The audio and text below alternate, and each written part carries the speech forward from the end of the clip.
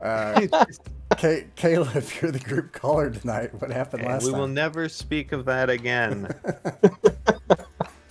Even though I'll do it again. I don't know. Yeah, what happened? What happened? Oh, what happened? Well, we started in this village of friends that we made while I wasn't here, and we had fun with them, and they were like, "We need you to kill some old men," and we said, "You had us at kill," and we got on their boat, and they were like, "And we'll take the short, obvious route to get there," and then we said, "What about the longest, least obvious route in order to avoid a whirlpool?" And they said, "All right, I guess you're the boss." And we did that. And on the way, we saw our friends. They almost killed us. We landed for like 5 minutes and found our enemies. They also almost killed us with more attempting and less success. And then we sailed again, and we finally got to the old men, and the old men were like, "We are old and wise and have food. Would you like to sup with us and answer our riddles?" And we said, "Yes to all, please, good sirs." And it turns out that if you solve their riddles, we get the thing we're here for, the rune-stones or what have you. Yeah. And we failed one and solved another. What's his face solved one? I had it in my notes somewhere. No, I didn't. I lied. Valgrider, master riddle solver. Yeah. And that's where we are. Yeah, so you're in this village of elders. You've received an indication, a mark of the elders. If one of them is a elder seer, these runes were scattered across the islands by the Sea Wolf King, who the seer here was able to tell you everything about. And they've existed across the Andric Isles as a test for the sons of the Sea Wolf King, but his sons failed and were unworthy, and so there has been no king since. Whoever could get the Axe of the Nine Eyes from his tomb will once again be the king and be able to lead all the tribes and peoples of this place. So, the seers have collected some of these stones, but you have to prove that your word is worthy to receive these things. You see some of these elder seers still walking about the village. You don't have to answer any more riddles. I'm gonna cap it at 3 because I think I said like 11, which would just turn this into 14. a riddle game. And I was looking forward to all of them. So, yeah. What do you do? And you're the group caller. All right. Well, riddle me this, Batman. I mean, old man. I'd like to find an old man with riddle robes and get his riddles, if no one objects. Riddle robes. Yes. I agree. All right. You find one with he's got stringy black hair streaked with bits of gray. He has this, he's a very skinny, scrawny man with sunken cheeks and bony features. He glares at you when you approach, does not greet you. Yes. Do you have a riddle for us, great elder? He looks at you, he says, "Who is the lone one that lurks in the hearth? Stems from stone. No father or mother. Has eager to shine. There will he spend his life." These are not easy. Well, not to me, anyway. And I will post this in the VTT for you to read. This makes me think of stones or minerals, because I doubt it's literally a dwarf.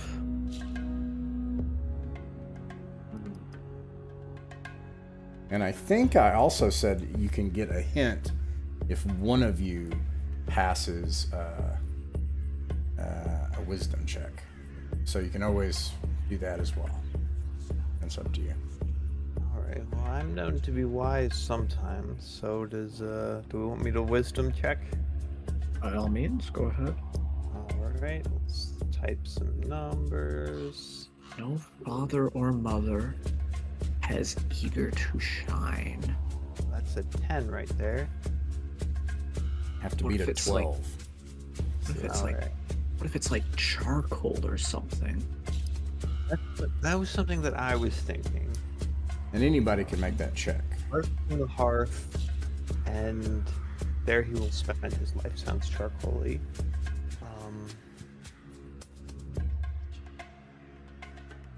I have so many etymology questions. Like, what eager to shine is. If it's not an Argonian name, then I don't know what's going on there. Is it soot? I wonder. Would soot be eager to shine? I just don't know what that line means. Is it? Yeah, because it's that's- syntaxed strangely. Can I mean, that's the line that made me think of like metal of some sort, especially since it talks about a hearth. It's very hard to know what like each of these lines implies when you put them all together. stems from stone. There's this weird linguistic thing going on where like stems, that's plant, stems from stone makes you think comes from stone, but charcoal comes from plants. But stems is a part of a plant, so maybe that all makes sense, or maybe it's like a linguistic thing and it's flying over my head. That's driving them honkers. I always believe in saving my lucky rolls for later, but this one's really got me stumped as well for sure. I'm gonna have Gerd ponder on this for some time, and I'll roll a wisdom check with him.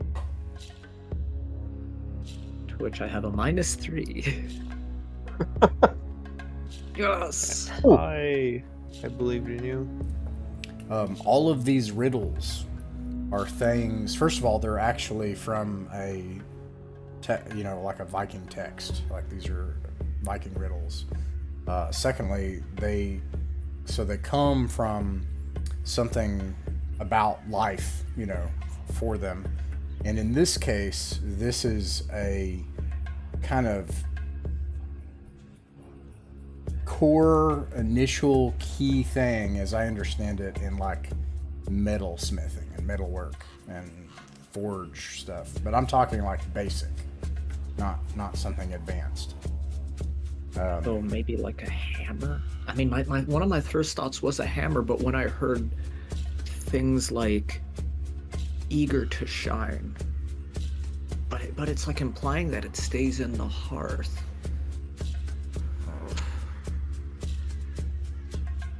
I'm trying to think of through my goodness.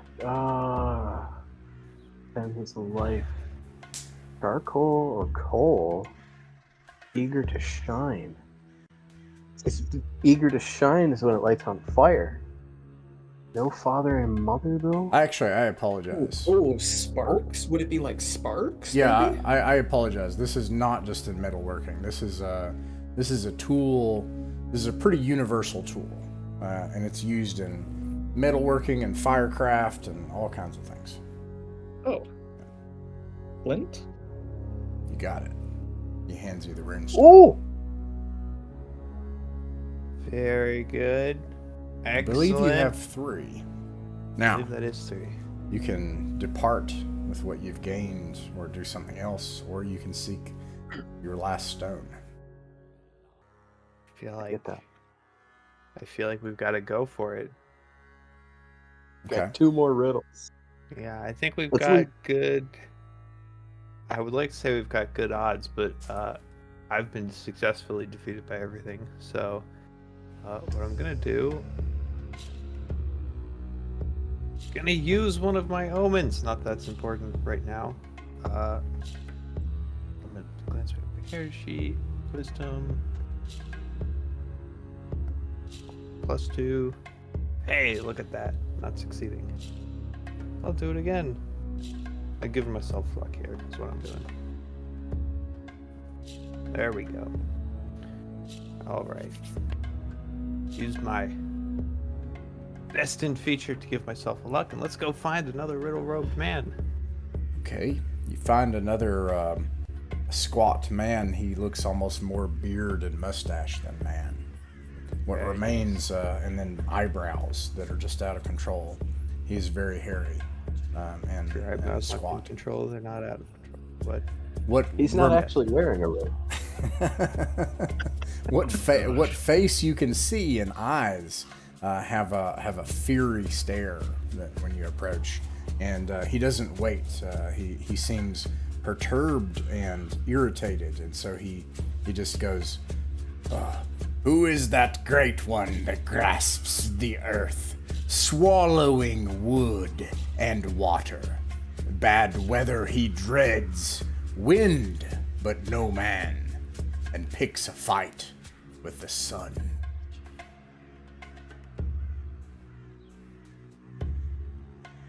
And I will post this as well. This one's really hard. Initial thought is cloud. That was immediately where my mind jumped to as well, and so it couldn't possibly be correct. The great one who grasps the earth, swallowing wood and water. Fog? My first thought was You got it. fire, but I don't know. In fact, he looks disappointed. He's like, and he hands, he hands, once again, That was fire? no, he said fog. He hands Fogger He's like, the he's thing holding again. it, looking at it, and he looks at He the others stomps excitedly. off. Let's go for 5 stones. We'll have a monopoly. Have any more riddles? You could try to stump us again. We're not going anywhere. Double or nothing on the stones, right? No. I would like to keep my winnings. All right. And then they lost it all. That would be awesome. Go Okay. back to the other tribe and be like, yeah, so we had to kill them anyway. How about that stone? So, all right, you have the stones you need, supposedly, to enter the tomb of the Sea Wolf King. And you know the general location of the tomb as well. Of course, the boat waiting for you is expecting signs of bloodshed, of the terrible sacrifice you supposedly were about to make here. Or they were expecting that we would solve the corruption. Ah. We could tell them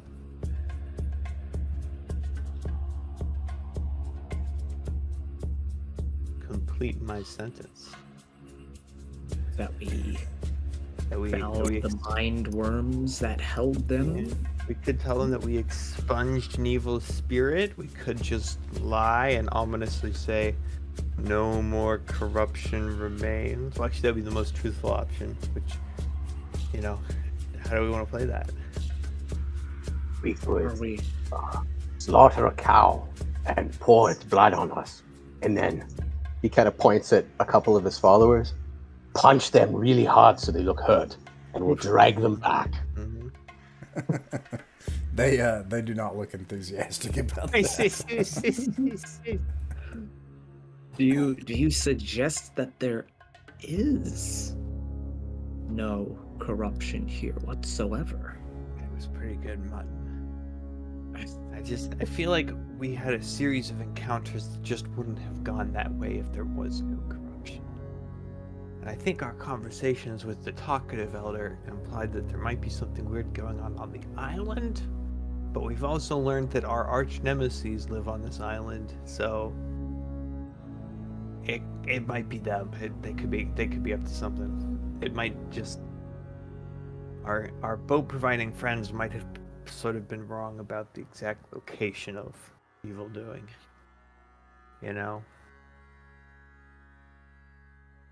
We could also just kill them and take the boat. If push comes, how many of them are there? There are only 4, yeah. We've got this. We can just go up and say, don't worry, it's been handled. And if they don't seem impressed, then we will impress it upon them. All right. Anyone object?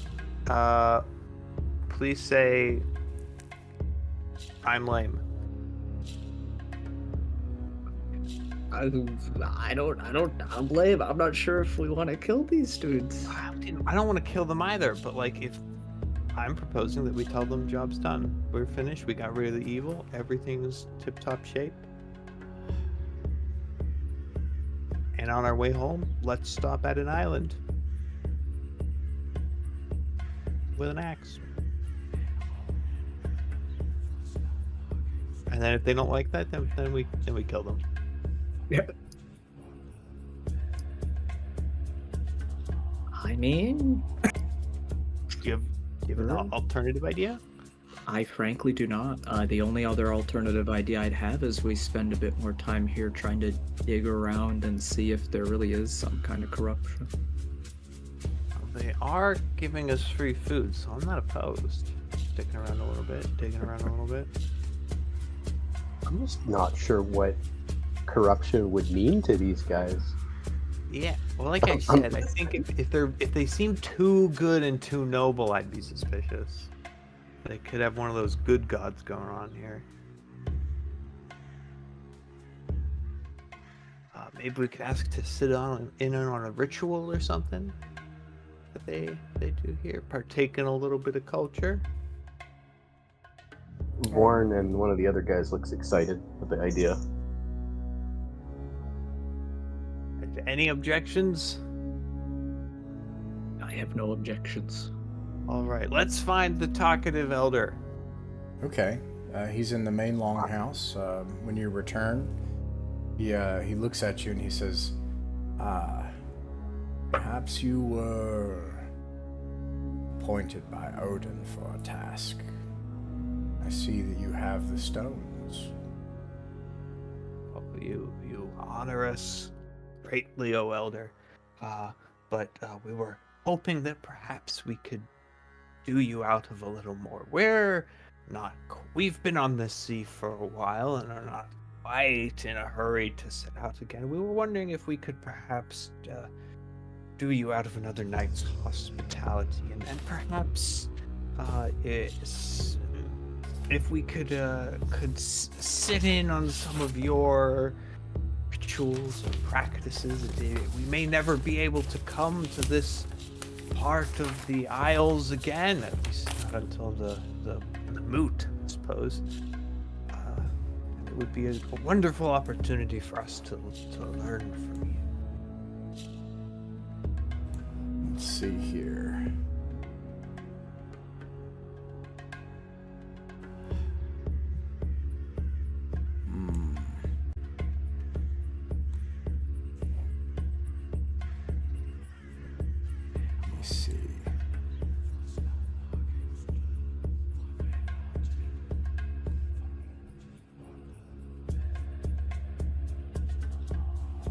Just taking a quick look to see what he can do.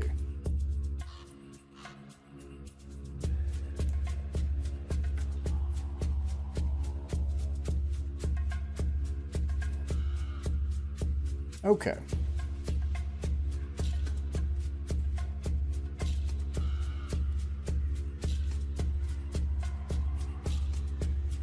All right. So there's not really anything. He's not gonna do anything about that. Okay.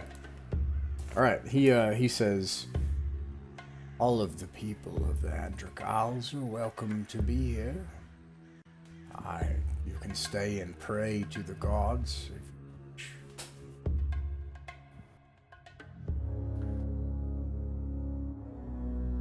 Wonderful, wonderful, lovely, delightful. If you wait for a day, I can't remember what arrangement you came to with Canute.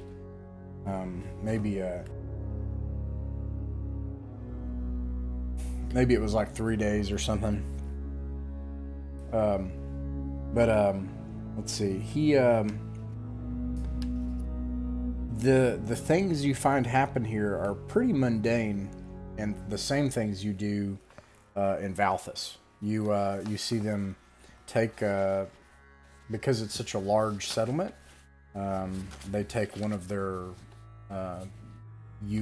goats, their baby goats, and which would be precious, and innocent, and they sacrifice it to the gods. They do this at least once a day. This is a large group of people, and it's a small settlement in space. There's a ton of people here, so there are also farmers, and they keep animals, and people bring stuff to them as well. So probably this sacrifice also is to petition for blessings for the people who probably provided it as well. But it all seems pretty customary. And they petition those blessings, and they beseech Freya, known by name, and all that. Yeah, the court of Odin, and his family. All right. Everything seems pretty kosher around here. One reason why I say I'm not sure of how we would really tell if they were up to no good is I don't know what both me and my character, I reckon, have no idea what being up to no good would look like. Yeah. But, Skalg would. And Skalg, you don't... It all does look pretty customary. It's possible that nothing too extravagant would occur anytime soon, other than those things that are brought to the seers by others. Like, that's probably who provided the baby goat, is somebody else, maybe even a nearby village or enemies. And that's because they're preparing for this journey where all the elder seers will take to the waters of the Andric Isles and set out to arrive at Drakkenheim. So.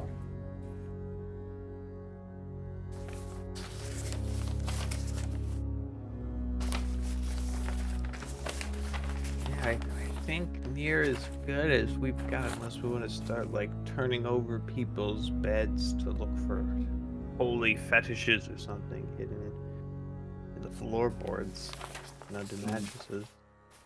Cap, and I agree. Right. Well, back to the boat then. Okay. When he says that, Valgarder's putting down a bed. Yeah, yes. Yeah. Back we go.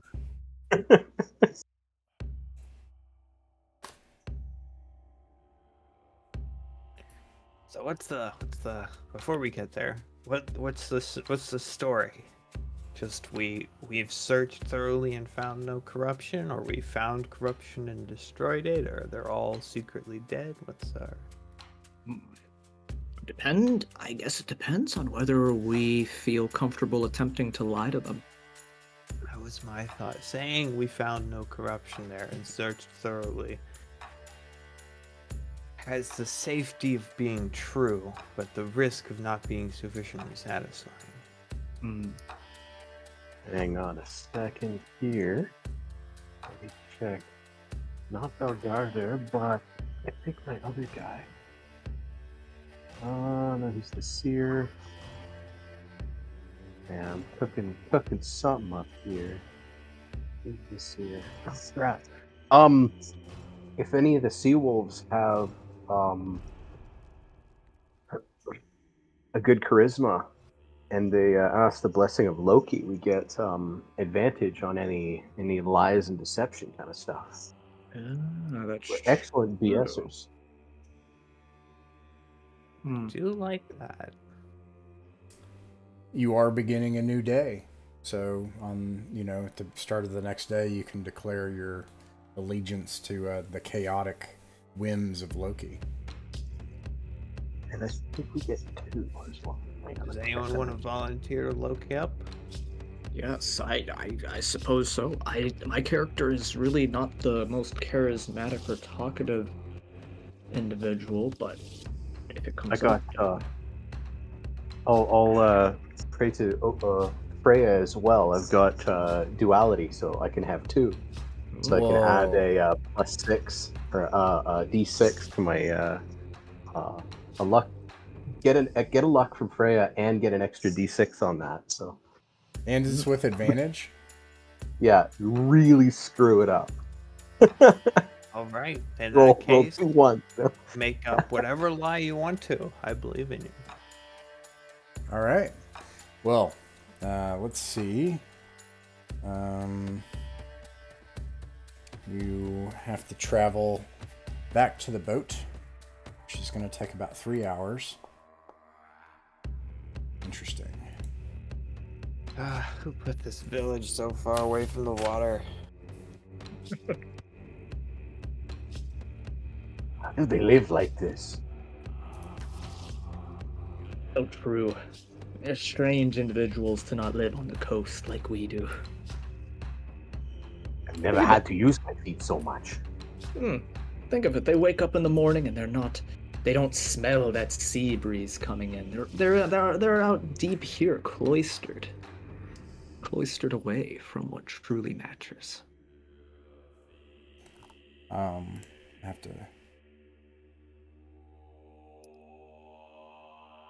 have to actually check my Norse mythology for a second on this.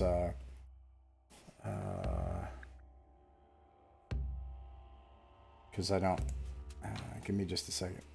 Okay, yeah, that makes sense. Did we just accidentally start Ragnarok? Oopsie. Oh, can you blame us? We did nothing wrong. Well, I had a nickel.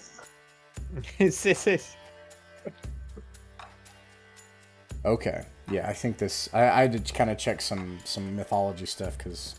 Okay, so you're traveling along until you get to kind of this copse of trees.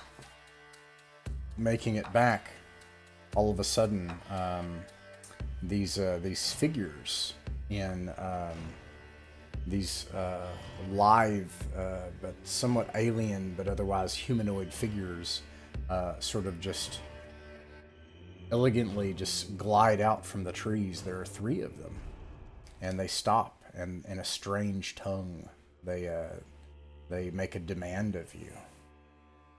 Does anyone speak any interesting languages?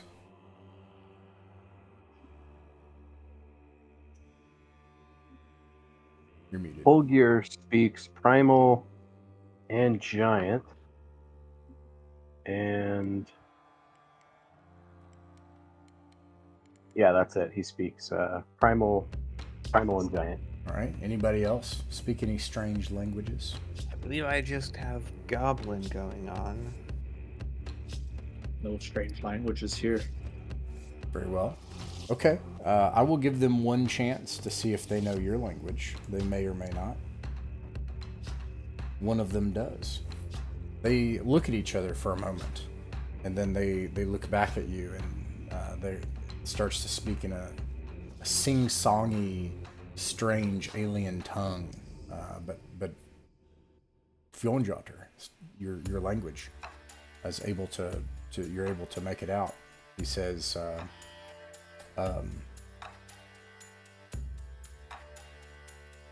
where have you come from? Where do you go to? And have you seen the people of the deep?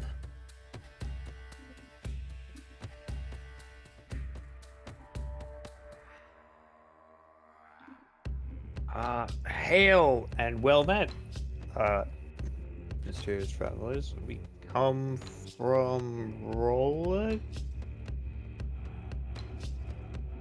We go to the sea, and we have not met anyone who has identified themselves as from the deep. They look at each other and they speak back and forth for a moment. And, Oh, and God. then, I mean, only in Puts up his hindsight, I should hand. have said we were going to the sea. oh, what'd you say? I didn't Oh, say God. anything. Valgarder puts up his hand. Do drowning people count? Yeah, they look at each other, and you hear the word Verg. And they say, the one turns back and says, "You have not seen the people in the rocks." In the rocks? No kidding. We've not seen anyone in the rocks. What are you speaking of? That one turns back, and they speak to each other again, and then they dart off into the nearby trees. You swear you almost see them dive into the base of a tree as if they're a hare. And you see no trace of them again. Easterners, am I right? All right, let's head back to the ship. You make it back to the ship, and there, Canute comes out to meet you, and he looks at you all, and he says, the first thing he says, he looks and he says, "There is no blood stain on you. What went wrong?" So Valgar does like this big belly laugh. We supped with them. And then, at night, when everyone was good and drunk, he killed them one by one in their sleep. No blood. All right. And then we ate the mutton. You can make a charisma check. Okay, here goes. Where is my... Well, I don't actually have... So roll... Ooh, good thing it's with advantage. Yep. Let's try that again. That's better. And then add a d6 to that.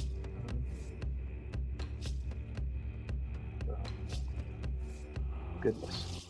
Yeah. Roll 1d6. Oh. Cool. So it's just 16, 17, 18, 19, 20. Nice. Yeah. He looks at you for a moment, and then he comes and he clasps both of your shoulders, and he says, "That is utterly horrible, foul work that you did. But it is probably best, because they would have worked their foul magics on you had you not. It is good you got out when you did and did what you needed to do. I think this is right in the sight of the gods. They will grant us safe passage back to Gandrin." Or not. When those guys have turned away, Valgarder turns to the other guys and just gives this big exaggerated wink. Skargat, sorry, my bad. Yeah, so now, when you load onto the boat, the other thing is, you notice, of course, that they begin to rig the longship to set sail to the north to return directly to Skargat, which you know is the opposite direction that you need to go. There is one more thing we have to do. Canute, he says, No. We must return to Skargat as soon as possible. We must let... Hold on.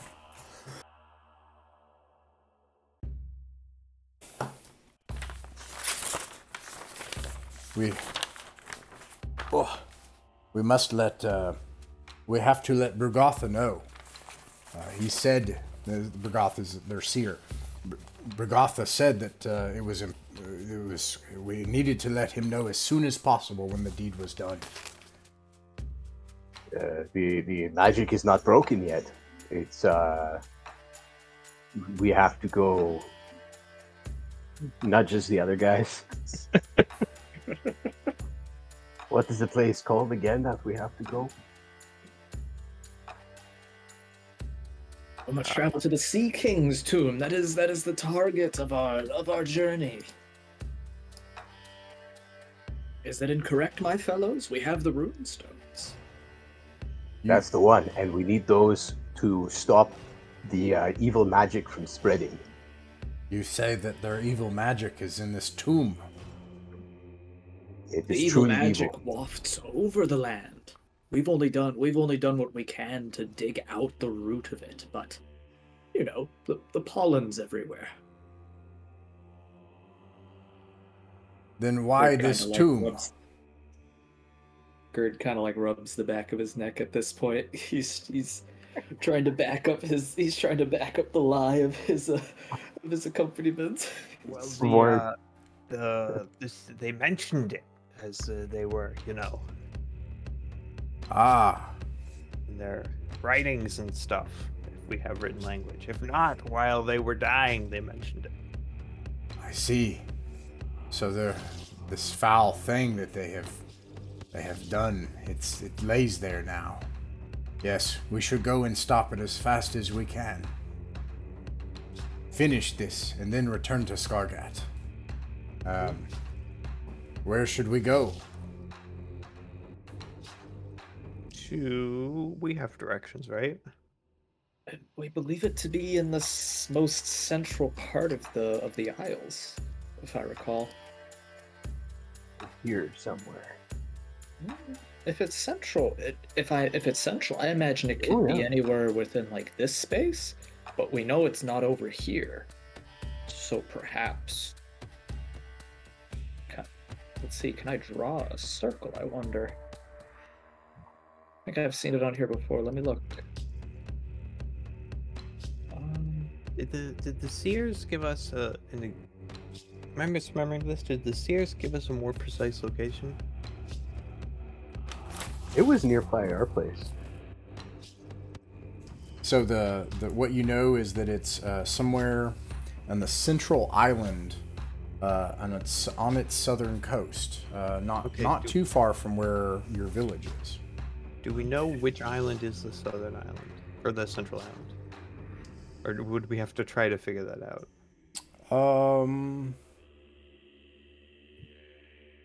I mean, I think you could probably. I'm going to leave that up to you. I think that's something you can figure out. Oh no. I mean, if it's not too far from our island, oh gosh, I'm drawing another circle. One moment, let me delete these. Here, I'll get rid of them. It's okay. Let's see, here's the ruler. That's what I wanted to use. Let's see, going kind of by process of elimination, if it's not too far from our island, perhaps it's somewhere over here or over here. But I reckon we'd get a good sight if we just kind of, floated the boat through the water channel here and checked out the coastline of both islands. And maybe, I mean, it's just like a short trip, or at least a single day, and maybe we could try to make a more educated guess from there. Do we have access to world maps, or is just what we've scouted out? I reckon it's just what we've scouted out so far. Great. It feels like, being a raider is good and all, but I feel like this is a prime opportunity to become a cartographer. Got to be quite a market. All right, that sounds good to me. Let's head in that southwesterly direction and keep our eyes peeled. So you head for this island pass, this pass between the two islands here, the southwest. I believe so. Very well. I peeled a man's eyes once. It took 3 hours, so you can only travel about half your distance today. Let me see. Interesting. Let's see here. No. Is that like a bad interesting or a good interesting, or like what weather today?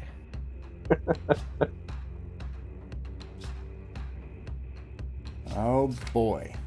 Oh boy. No. My question isn't answered, but I feel less happy. You set sail and you have favorable winds, first of all, so you are able to travel a little bit further. You make it a ways. You make it here in between these islands. You see there's an island here with it's mostly flat and forested, but you see if you can make something out from there. You see a frozen over frosty boggy area that when it actually will eventually melt off a bit in the coming season, but it's just covered in frost. The whole the brush as far as you can see, and then this area is rocky and leads into another mountain pass. You can see kind of to the edge of the mountain pass. You think at the edge of your sight, billowing little smoke. Campfire, a village, who knows? Some other fire. But anyways, and then you see another minor island. Do you want to go? Where would you go from here, actually?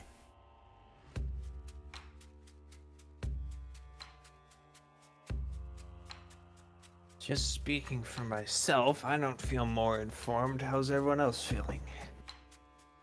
I don't like the idea of that fire.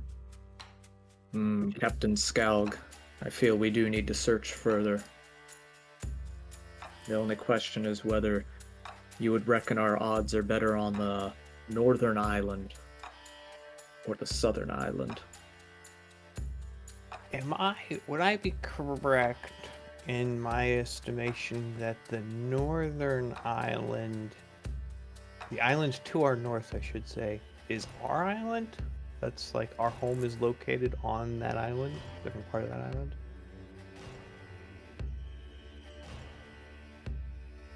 I ask you, Dungeon Master. You have never been here before. You do not know where you are other than what I've described. I think I'd maintain our current heading. See what this upcoming smaller island is. Two things happen. Oh no! You come up on this the small island here, but and then you see it off in the distance there. Rocky caverns. Let me actually describe what you see. You see craggy, mist-choked caves. It's clear to you that reaching far into them, stone honeycombing its way into that the rocky outcroppings. It's clearly the place that you're looking for. But also, barreling down on you and easily able to intercept, given its the direction it's traveling, is another longship. It is flying the colors of Skargat, a place that you have been sent on a quest by. This longboat has green striped sails of Jarl Olaf and his house, and there are probably a dozen Vikings on board. And these are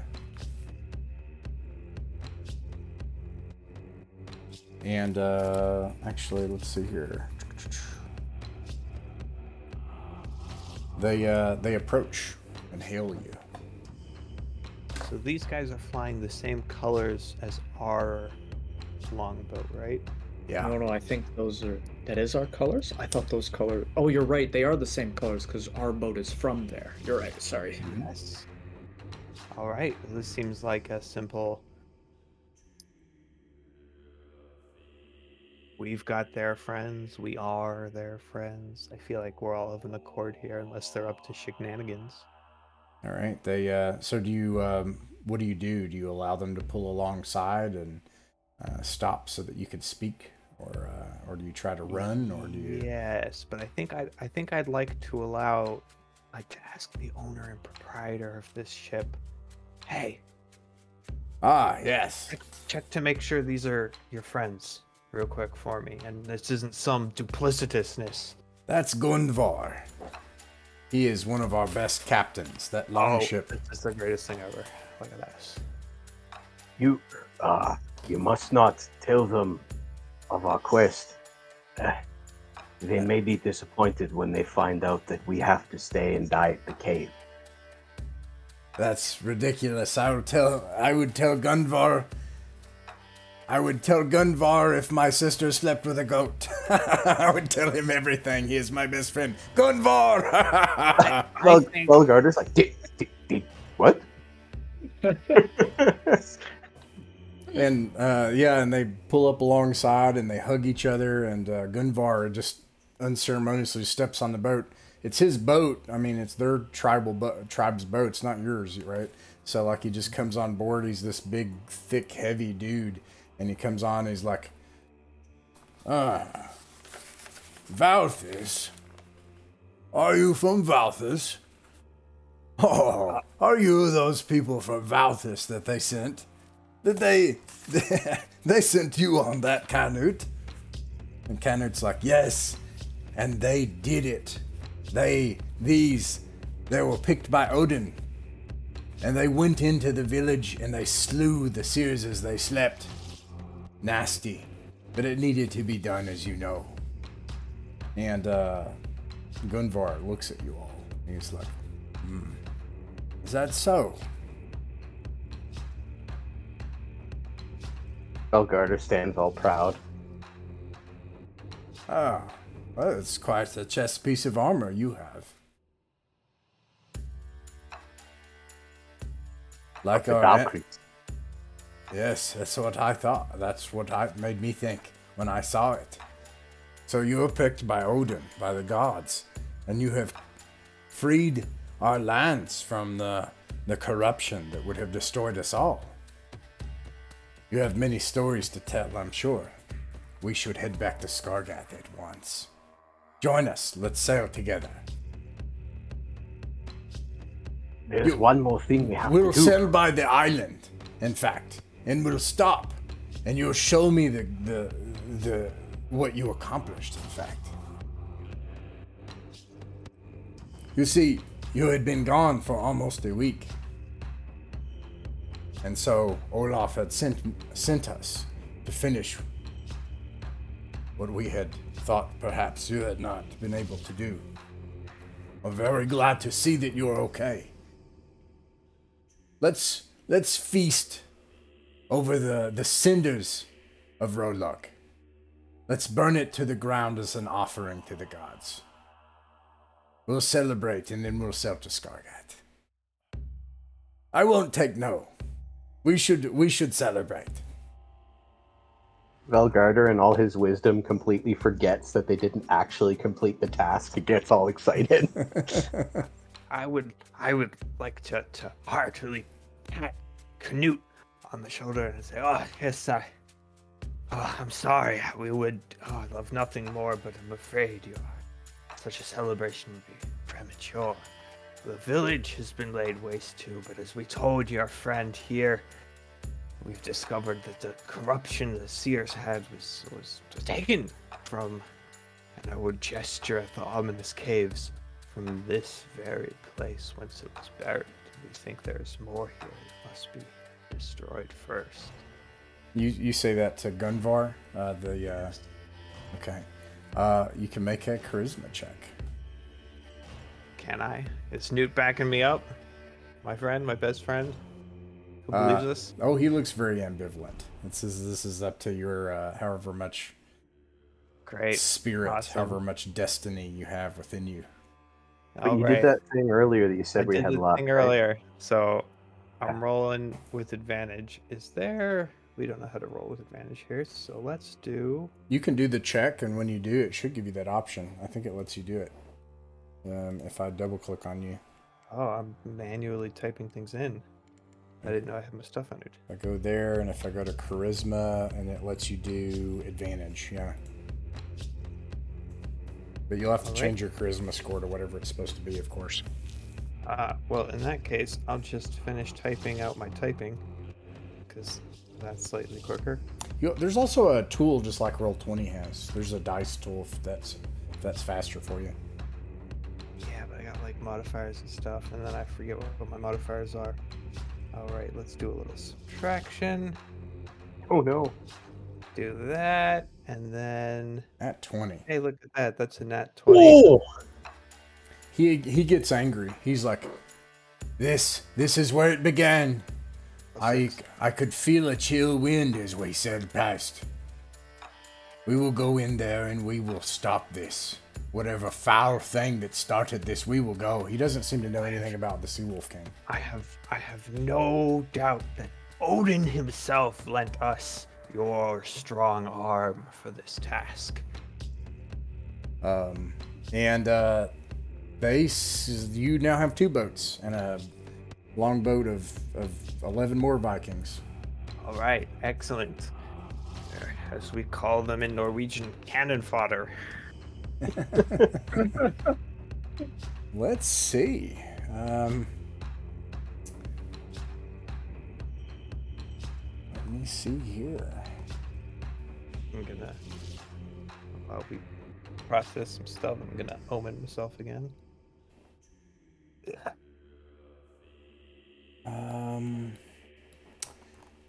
I am going to set something up on the virtual tabletop. Hey. I think it'll be more fun. No. And I'll ask you all some questions here.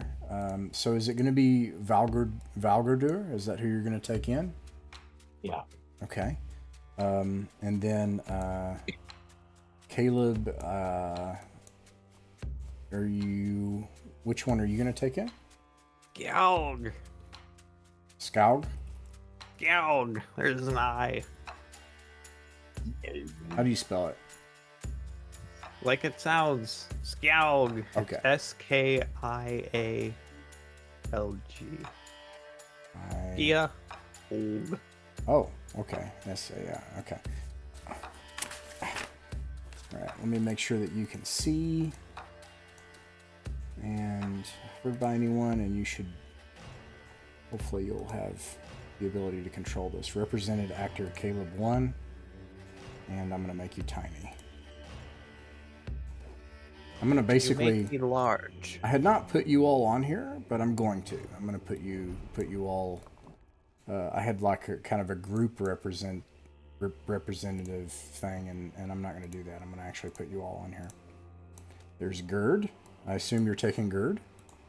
Mm-hmm. And then you all want to control one of yours. Do you take Toki? Sadly, Toki is dead. Ah, okay. I'll bring Vorn. Okay, I'll just put Or will I? I'll bring Vorn. Is Vorn awesome? Yeah, Vorn's pretty awesome. Vorn it is. Vorn, okay. Put Vorn in there, and then for Alex, I'll put one of your tokens down. What is your next character's name? Gosh, this is why I wish I hadn't lost my note page from a while ago. Actually, I can check because I just realized now I posted my level 0s when they were in here. I'll know who's who. Sorry, let me scroll up real quick and find it. Sorry, I only just realized that it's here. All right, and then for Caleb, do you want one of your people and you want me to control it, or do you not? Or do you want me to pick one of John's, or what? I can bring one of mine. I got a level 2 who I haven't actually converted up named Hafton. Okay, I'll actually have you control him then, because you have the stats for it. You know, so. Remind me, how do stats work for bringing a sea wolf up to level 2 from a level 0, or for health, I should say specifically. Oh, health. You just roll a new hit die, and then you add it, which would be, I think, a D. I don't know. I have it right here though. You just need to level it, right? You don't need to do anything other than that. I believe I just need to level it from 0 to 2. It's a D8. So, and then I gave you a talent in advance. So if you roll 2d6, I'll tell you your talent. I have it in front of me. Okay, what was the roll for talent you said? Just roll 2d6. Separately or together? Together.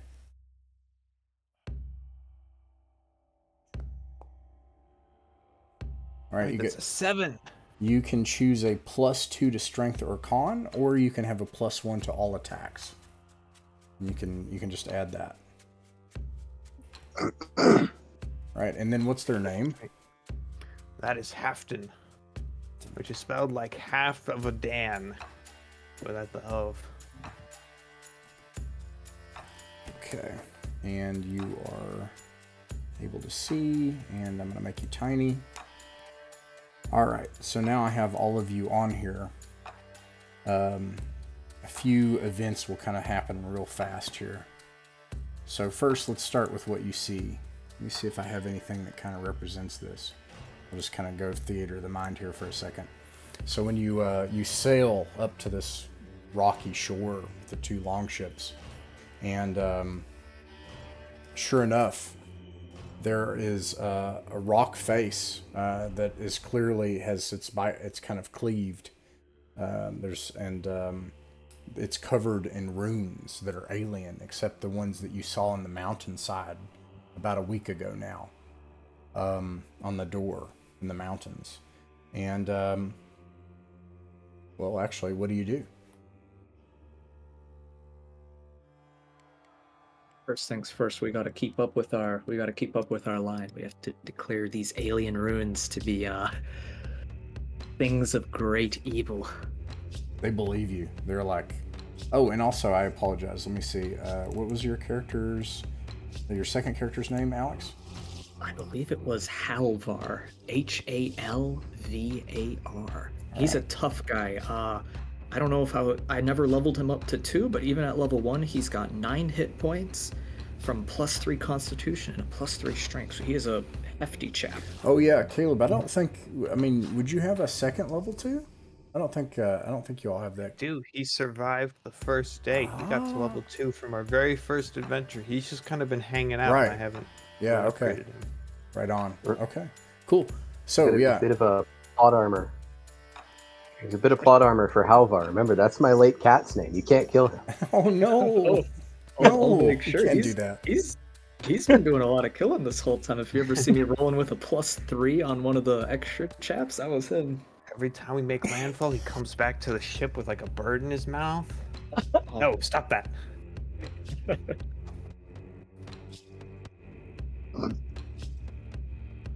He used to catch frogs and not know what to do with them afterwards, so he'd kind of have them and then just sit up and watch them go.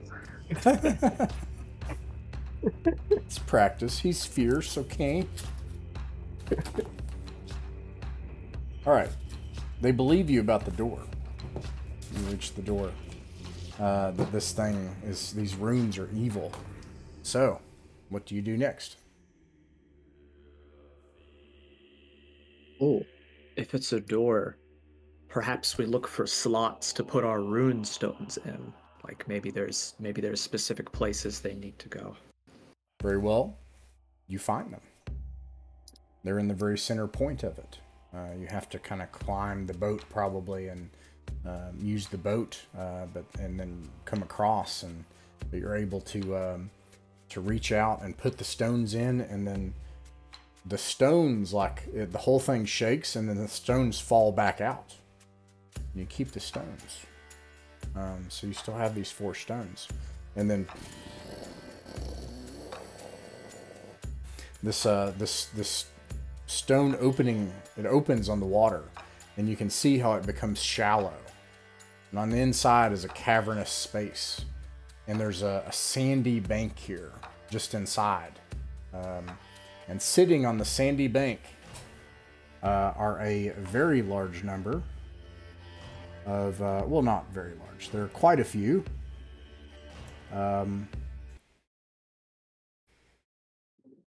Quite a few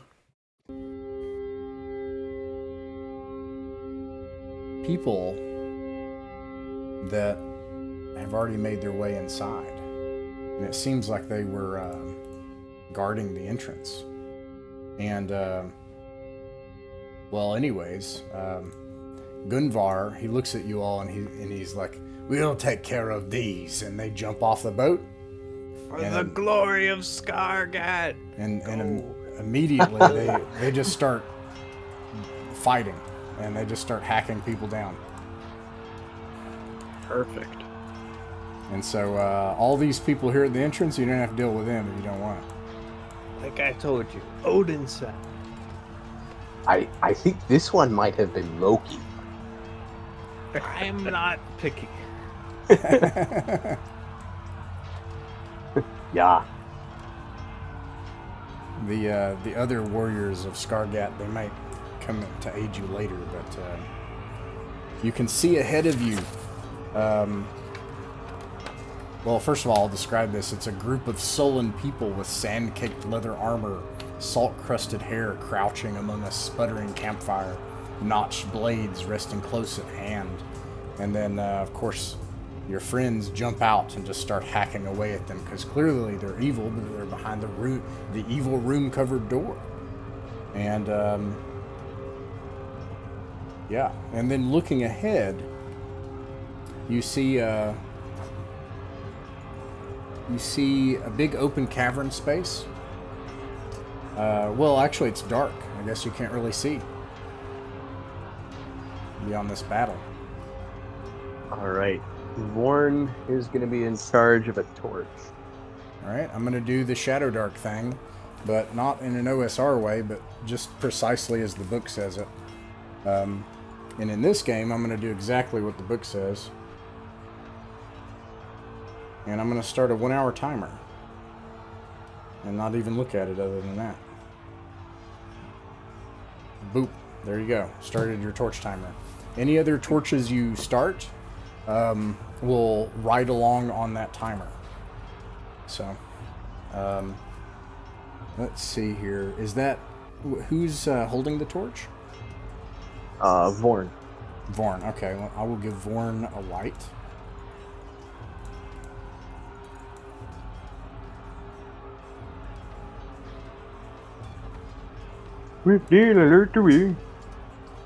And yeah, you see around you this cavernous space.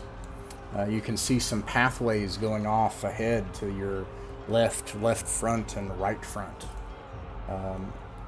What do you do? Does anyone have strong opinions? Perhaps we would aim to go deeper. So I suggest one of the two passages that seems to lead east. I am partial to the way the water flows. My father always told me, follow the path of water and you will find people. Hopefully this one doesn't result in people, but other good things. I'd prefer people over the monsters that may be here. You heard what they were talking about. There's a great evil here. Yes. Sometimes the scariest evil is whatever. Water. The friends you meet along the way? Yes, that one. I'm just taking a quick look here.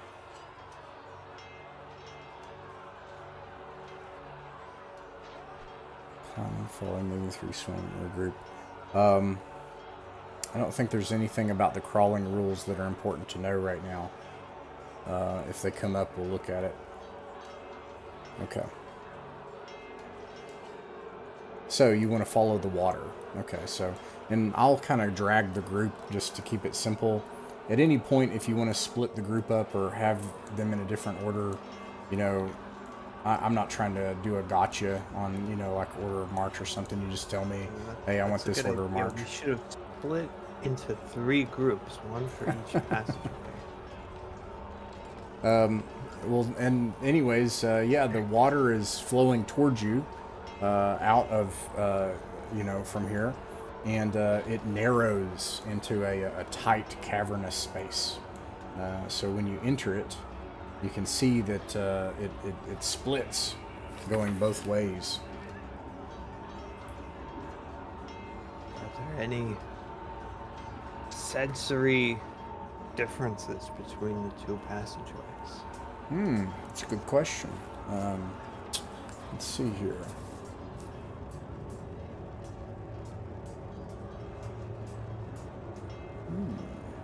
Yes. No one feared jumping in, did they?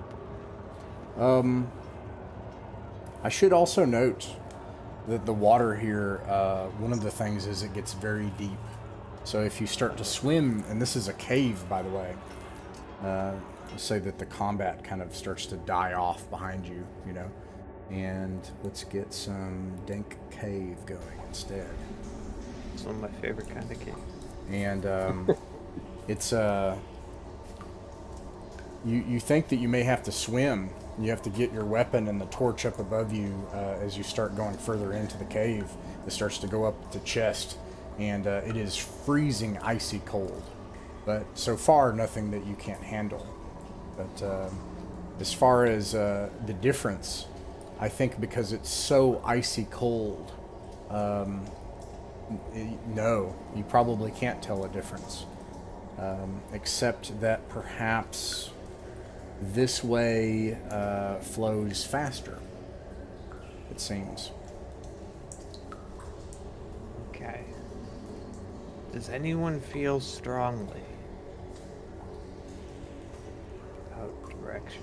Skylda, I feel strongly this might not be the best way to go. It's freezing in here. I've got water in my boots. I was very recently reading some runic carvings about cave diving. So anyway, I think we should leave. This may have been a mistake. Okay. I made a warm spot. Yeah, that's makes it worse somehow. You wouldn't think it, but let's maybe back out and try the next path to the left. Good call, sir. Or the northeast, maybe. Okay, the northeast, very well. You come up here and you see a passage, a short and narrow passage. It's, well, 20 feet. Winds itself into what was once some kind of structure, some kind of stone building that was once here. I apologize. I was trying to say northeast, not northwest. Oh, sorry. Yeah, you. Yeah, that seems to double back a bit. As far as northeast, you see that you can tell that it seems to open into a larger cavern antechamber further ahead. As you go, you see here. Describe what you see. Chamber, or more like a foyer. It's a cave. It's a cave, not a building. You see here a swiftly running river cutting across the cave here. It flows around a half-submerged triangular shape jutting out of the water. Triangular shape jutting out of the water? Mm-hmm. It's one of the most dangerous shapes. When you say triangular, do you mean, is it prismatic? Are there 3 dimensions to this object, or only 2 dimensions? It's just some kind of thing, whether it's a log or something. From where you are, you don't know. It just looks like some kind of piece of junk or a log or something that's just jutting up out of the silt.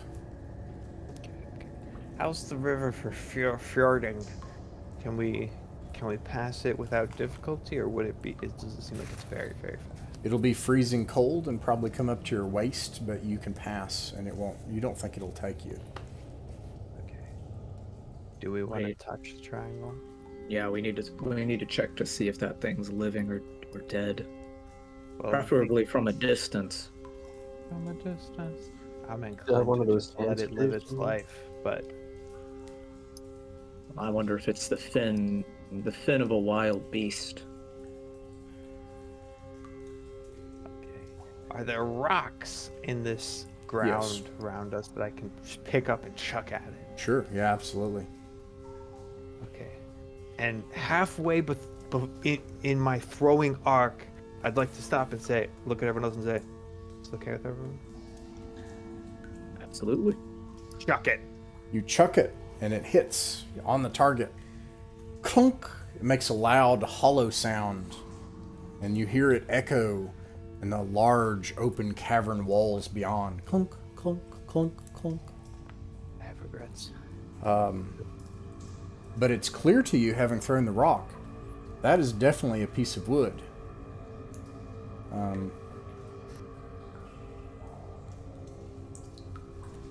A formed piece of wood. It's part of something larger that's half submerged. If it's made of wood and hasn't attacked us yet, the statistical probability that it's alive seems low. Do you want to try to spend a moment engaging in some archaeology? Yes, let's do that. All right, Mr. Dungeon Master, I would like to archaeology. Sure. So it just, you come up closer to it. Another 15 feet. Come up to the water. You can see where the current continues on into the cavern ahead, into a crack in the cave where it just jagged rocks. And you can see that it almost kind of goes up a bit, but not very much.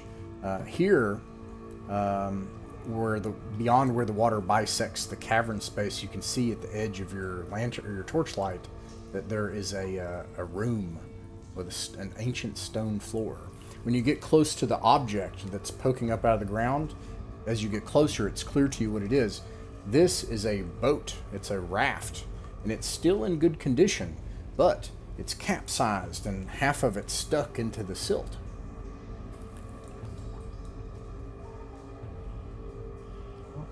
What if we just excavated that real quick and then sort of left it here in case we need to make an escape?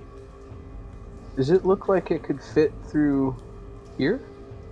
Mm-hmm. Yeah, that's what I was thinking. Like we could use it to go along the river in here.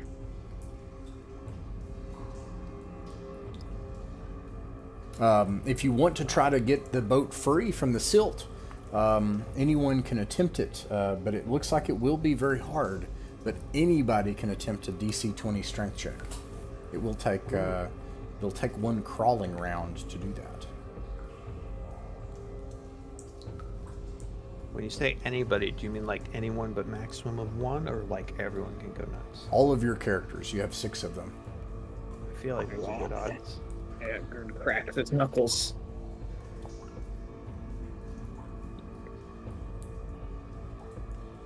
Nope. All right, I reduced the timer by one crawling round. Let me get one roll out for Halvar. Halvar cracks his knuckles. +3 to this. He's also right. weak-armed. Afton, big money, no whammies. Someone almost got 20. All right, Wow. so you all work at it for a while. You can hear yourself breathing in the cold, chilly cavern. You can see your breath filling the air, but you're unable to get the boat free. You can try as much as you want. It just takes time. Do we want to keep going, or? I reckon it's probably worth our time if we're looking to get along the boats here. So if you think That's so, like call a it. good idea to ask. Do we want to investigate that room over there? There is a room, or do we want to go along this river? The river might be just a natural formation. It might not lead to a tomb. Fair enough. No, I like what you're thinking. Yeah, if you think we should check out the tomb, let's do or rather the room nearby. Yeah. We got some pay dirt over here. Might as well start digging it. Excuse me. Let's mosey over to the room. Let me see here.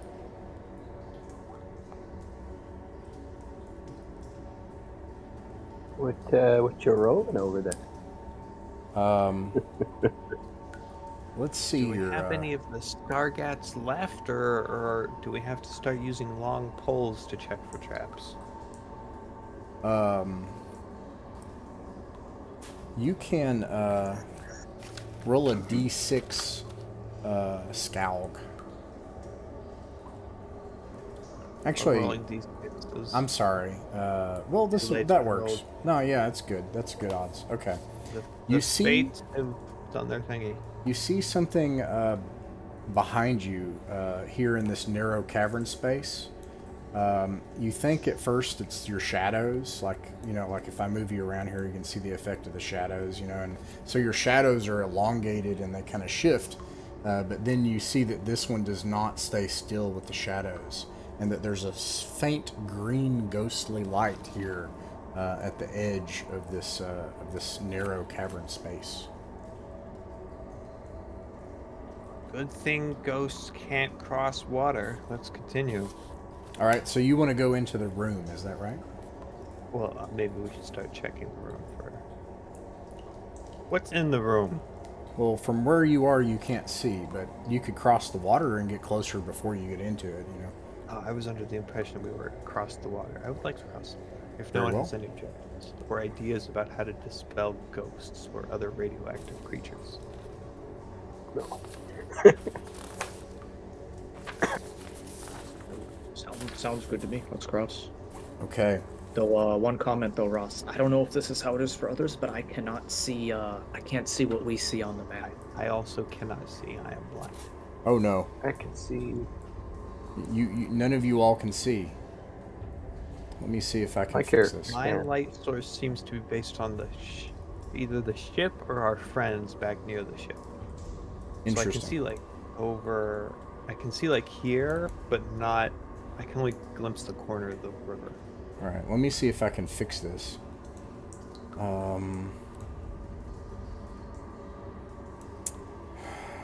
But you can move your tokens. I don't know. I can't see them to move them. I was able to select them earlier, but yeah, I can't see them. That's the problem, I think, is I think maybe it's not given to you. I think maybe you don't have control of these. Let's see. Alex is the owner, so you should be able to... that's weird.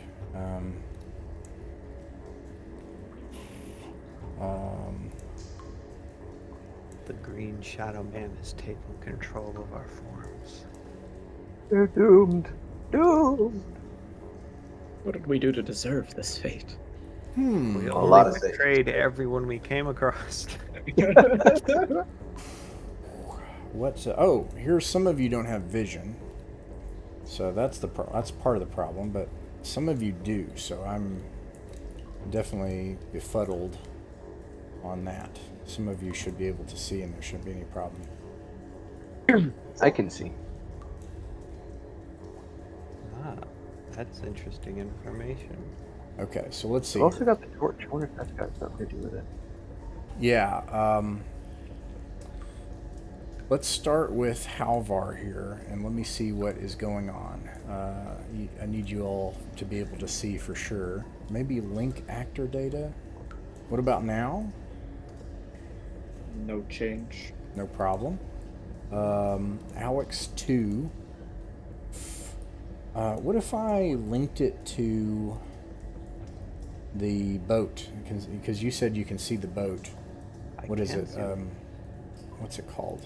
I have to go back to the boat and see what it's called. Yeah, it's moving and my vision cone moves a little It's bit. called I can. If We could always move the boat around. Longship. Yeah, if it gets to it, then I'll do it. it's attached to my characters. Just make it like really small and throw it over with us. What is attached to your characters? The boat. So if I try to move the boat, for example, you can see my characters move at the same time. What about now, Alex? No change. Some things Even in if the I pan universe over are not here? meant to be understood. No, I can't see. Okay. I have the same I have the same I will- bit of seeing. Oh, now I see. Really? Yes, now I do see. Well, that doesn't make any sense, because now I just gave you back to the exact way you were before. Really? No, this is definitely different. I mean, like I believe you. I'm saying now I can see. So, huh. It is my understanding that this is how being a coder works. And Caleb, Caleb, you cannot see. Is that I right? cannot see. I got like a little vision cone emanating from the boat. It seems like if I was to hazard a guess, I can see the light. Yeah, I can kind of see like the southern half of that room, that space, you know, around here and up to here. If I was to hazard a guess, I can see the light, but my vision cone exclusively emanates from the ship, so I can basically see where the ship and that light source. Well, I will move the ship. I That don't know makes sense. what the heck is happening to Foundry now. Now it's like I've lost internet Foundry? connection on top of that. Yeah, I just lost it and then reestablished it. Okay, how about now? Ah, it's interesting to know that now I just can't see what's going on in the south. Ah, I've got this halfdom character down in the south here who I can control and see from. Look at you, moving him around. On my end of things, I can only see where the boat is. So now that you've moved the boat, I can only see in like this room here. I can't. Before I could see all the way down here as well, but now only in here. There appears to be two halfdoms, and I can only see from one, and they're both misspelled. Very impressive. Why are there two? It doesn't make any sense. I don't understand. Well, look, can you see now that the boat is here? I can see now that the boat is here. Then that's all we need. Yes. We're good to go. They're all Clearly now that the boat is here. All right, I'm putting you all together for a second just so we can have kind of one thing, and then you can spread out when we need to. Okay. Oh, the bike. So you can see in this room, is that right?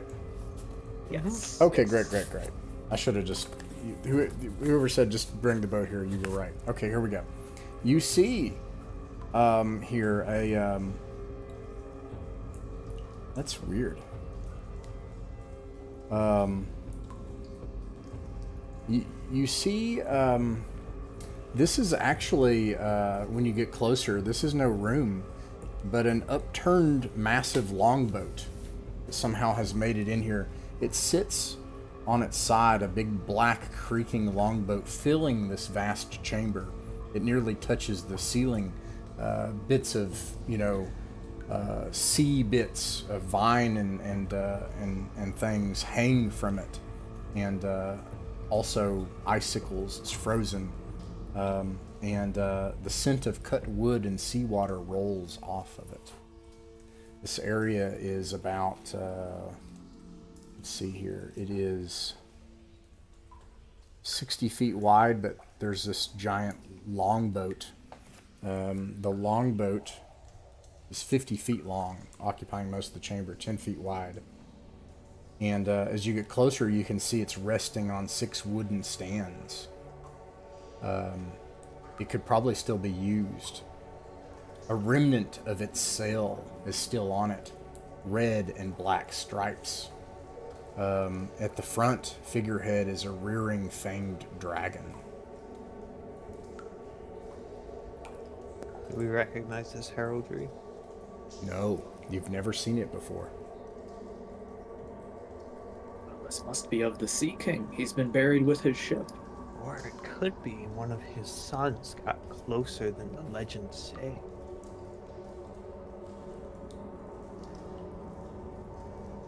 I think his sons came in here and brought They were their trying to ships. get here. It was a pretty difficult place to get a ship, though. I mean, that doesn't... I don't think who it is differentiates how difficult it is to get a ship in here. You can Well, it'd be see. a long Try. I should note, just so you don't kind of, if you kind of like go around here, it's not showing it, so I'll have to describe it. There's a cavern space right here that opens into another large cavernous antechamber. A flowing river flowing quickly, a very narrow cavern space. And here in the dark is dark black water of what was once a dock, where this ship obviously is brought to dock.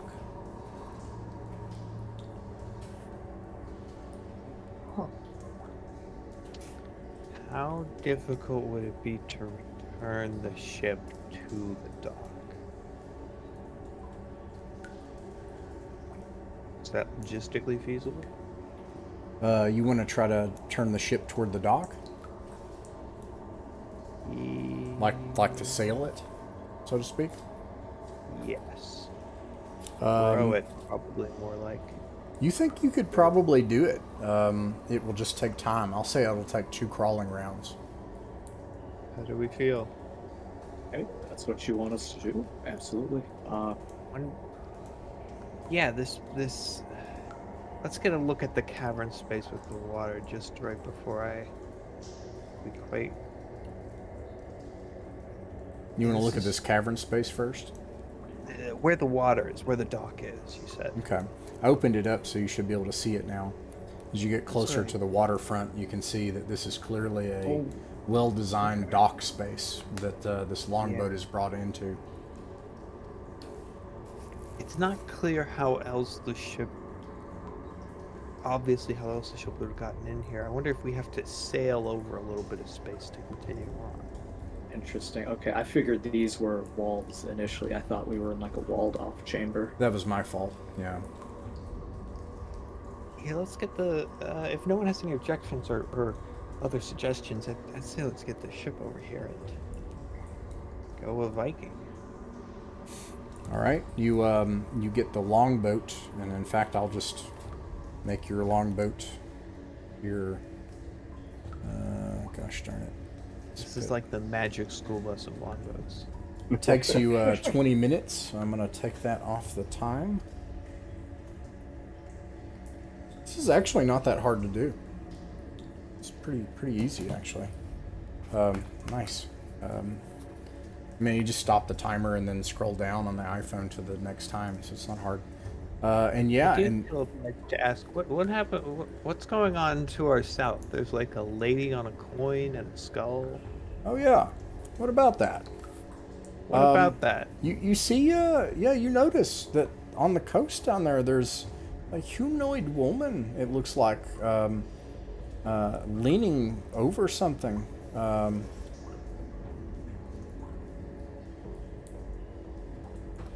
At least at the edge of your torchlight, as you get the ship out to water, that's all you notice about her so far. Very unexpectedly, I should inform you that there's some very thematic thundering going on. I was not anticipating it, but if I suddenly disappear, it's because Thor himself has struck me down. Oh no. Yeah. Like, I wasn't expecting this. Does the woman out there, is she like taking notice of us? After all, it's like pitch black in here and we're walking through with light. Yeah, no, she seems to be ignoring you all and just like you see like this, like a woman just like hunched over something. Ooh, I bet that's like a monster. She must be like some kind of watery monster, like a do Vikings have an equivalent of like a kappa? I can't think of what it would be called. I think in European everyone cultures. has sirens. I think that's sirens. I think that's just a universal experience. Yeah, If you're a that's sailor, you've imagined sexy ladies who want to kill you out on that water. It's just part of how that works. The question is she the kind of monster we should just avoid, or is she the kind of monster that would give us boons if we offered to assist her, which is always my inclination when seeing sexy ladies who may want to kill me.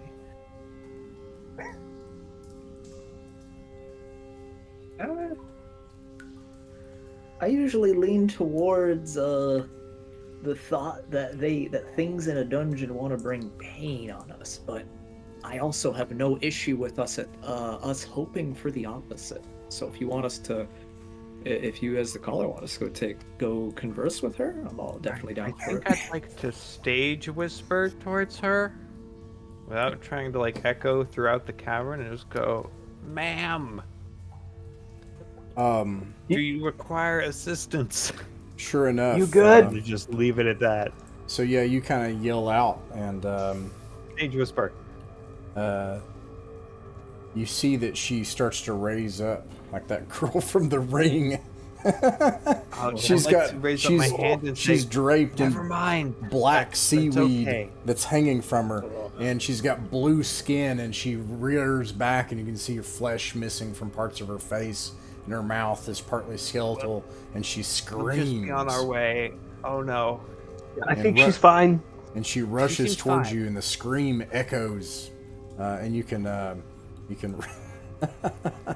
you can roll for well, you don't have to roll for initiative. I have your initiative. I just see if the monster. Actually, everybody roll initiative and see if you can beat a 6. That's all you gotta do. Are we? What? We're rolling. As long as you can beat a 6. All right, you guys beat a 6, so you go first.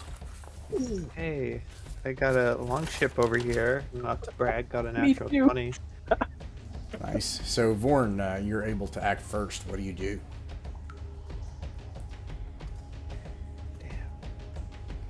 a natural 20, whoever you were. Vorn, what do you do? Vorn, Steve, both of your characters. Elgarder's gonna attack, and then Vorn is gonna attack from behind him with his spear. All right. So Vorn, Armor class 13. wings, Hits.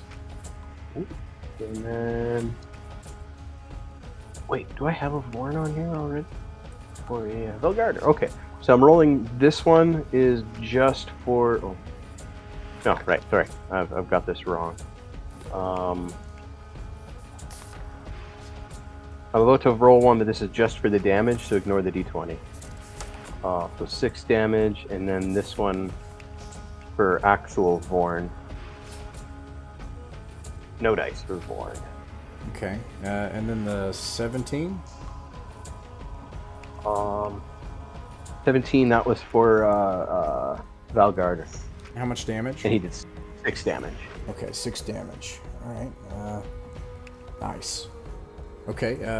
Let's see. Next is Alex. All right. It seems we're charging in to hit this one. So, Gerd and Halvar will, acquiesce. We are having fighting. As you're doing that, your torch goes out. Oh damn it! Ooh. Man, I hate that system. That's the worst. We've been gotten. We've been had. You Do can. I wait for my turn to light another torch? Or... So, Alex, you can use the character you have to light a torch, and they can use a torch, and then it'll carry on any other torch that anybody else lights. Or you can hand them that torch, but basically, you can either fight in the dark or you can light a torch. 100% Halvar is lighting a torch, breaking the tinderbox out along it, setting fire. All right, you use your action to light a torch, all right, and then your other character can also act. All right, Gerd swings with that longsword he's got. 14 18 hits. 18 total. Okay, awesome.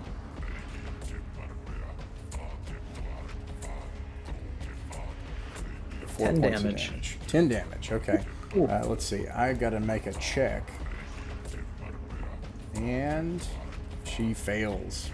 So describe how you destroy this creature. When she rushes up to Valgarder, he catches her halfway into probably digging whatever claws or hands she's got into him, and Gerd steps in the way, and she finishes herself on his blade. All right. Goes all the way through. Scoward, you can make a wisdom check. Oh, I do enjoy being wise. Let's see. Very, very good. I think everybody I'm else feeling... can as well. Actually, I think anybody that could pass this nearby could notice. What am I doing with this wisdom check? Noticing something. This is an active perception check. I think I'm gonna leave that stand then. Yeah. So everybody can roll a d20. I think I might switch back to the d6. It's a good system. It has the granularity that's needed for this. D20 plus 1 and... Oh. 4, 2, 3. Vorn, you disappoint me. Anybody else? Got 3 more characters. Oh, my other guys are down, but let's see what happens. Alright. Valgarder, show us all up with your minus... Nope, okay. Alright. Alright, one more. I think, right? Or maybe not. Did everybody... Caleb, did you do 2 of them? I did not do 2 of them. I can look over here. How's Halfkin doing? Oh, so wise. Such a very wise man. Or D20. Yeah, he's not, actually. Everything is fine. Love to hear it. Yeah, nothing to see here. Successful checks are overrated. Look at that. All right, everyone on the boat. So you have... oh, everybody's getting on the boat? I assume so. Does it look seaward? It As long as is. it's seaworthy, yeah. Getting right Oh, on and toss the. I would suggest tossing this torch to Scout because he doesn't really need his hands for killing things.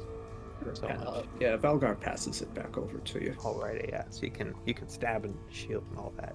You get on the ancient boat, and as soon as you set upon it, it starts to drift into the water. Does it seem to drift like that's the natural physics of water, or does Nope. it start to drift like it's supposed to do this? It's because it's supposed to do this. It does something of its own accord until it brings you to an island.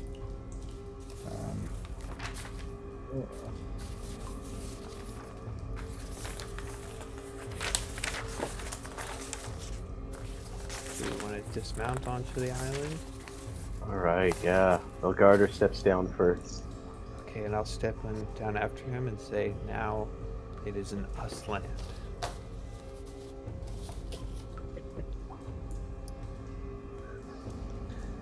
That was very premeditated for how unfunny it was. That had to sink in for a second.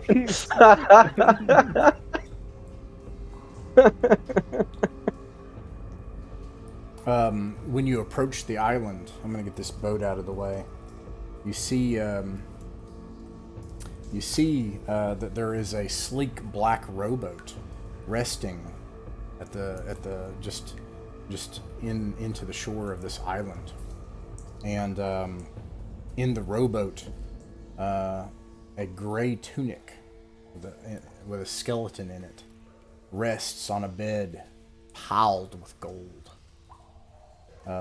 It fills the boat with gold all the way up to knee height, hundreds of gold pieces.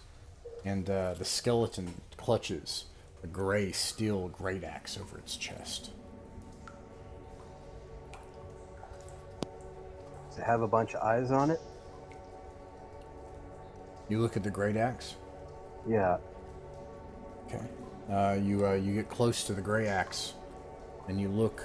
Make a dexterity check. Oh!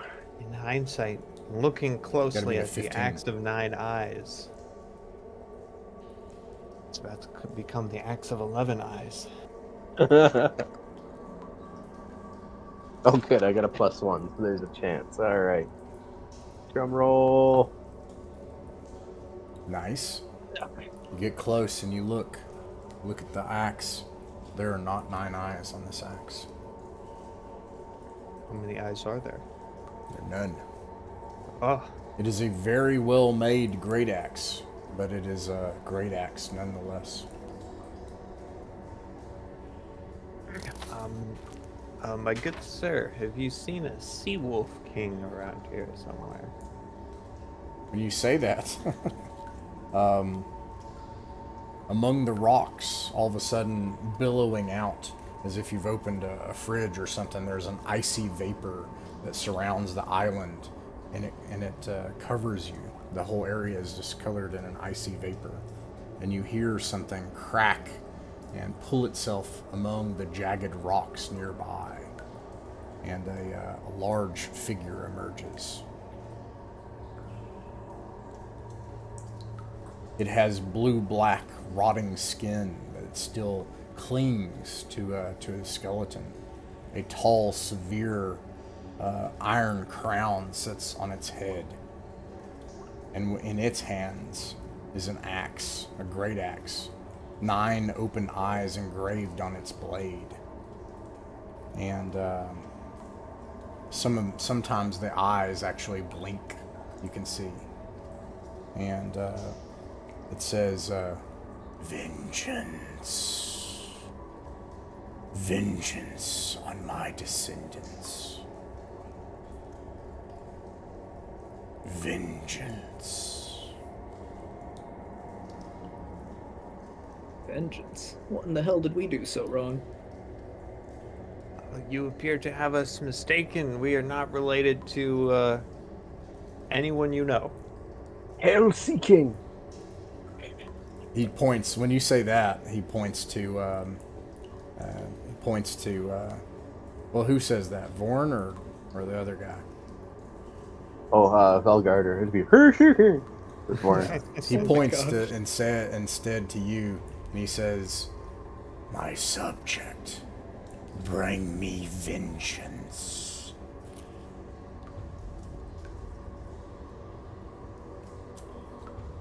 Change for the axe.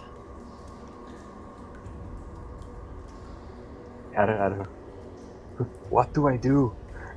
Say you'll do it in exchange for the axe.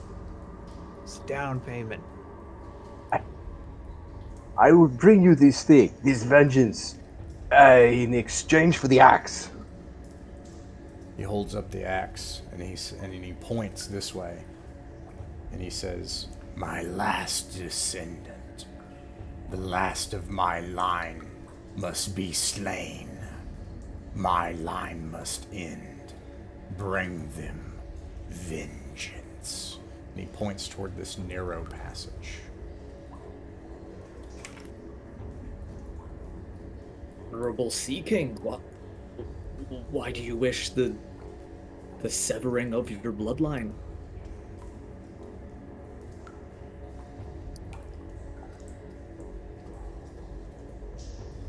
Oh, you're muted, Ross. Oh.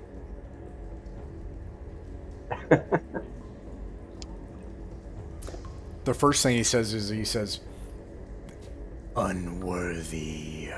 And then he points toward the skeleton that's on the pile of gold in the black boat. And he says, "My son, Mordim, they slew him in jealousy. He was worthy. And they failed."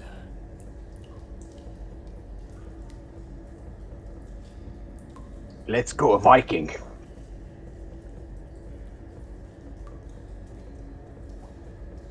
Vengeance. And then he just points off this way. Could you ping which way that was again? I keep tapping away. Ah, do we have a vessel we can use to get over there? Still here for us. Okay, let's. Is anyone opposed to a little? No, What's let's the go whistle do bird for killing your son? I don't have that available to fratricide. me. That's father. Oh, Whatever the inverse of fratricide is. brothercide. Let's see. Filicide, the act of a parent killing their child. All right, a little assisted filicide over here. It's in the name of the Sea King. It's a good episode title, assisted filicide. What pops into my head is like, okay, we'll need a boat. We just flip the one with the gold in it. And just... I was thinking about that. I'm like, we've only got so many boats around. This boat, it brings you, as far as this narrow water, but then it's clear that you'll have to tromp your way the rest of the way as the boat won't fit. Did try. And along this narrow cavern, it probably goes up to ankle height, you see, Caleb, roll a d6. Well, that's one of my favorite dice to roll. I gotta roll one too. D6. Ooh, goodness. Oh, wait, good. Fight Good. me. Everybody's surprised. And roll another d6 on top of that, because there's something else going on. Several things going on. Let's see. You got a 2. I got 2 twos. Yeah. 2 squared, if you will. Yeah, 2 that's to the good. tooth power. I think I like using the d6 for that. That's a good dice. Okay. A couple of things happen. First of all, as you enter this narrow cavern space, you see once again an unearthly green light. You think that it takes on the form of a hand, and you think you see the silhouette of a face taking on those shapes in the green light just around the corner there. That's one thing that Skylda notices. Secondly, something really weird happens, and I have to kind of calculate all this because this was... something else entirely happens. Let's see here.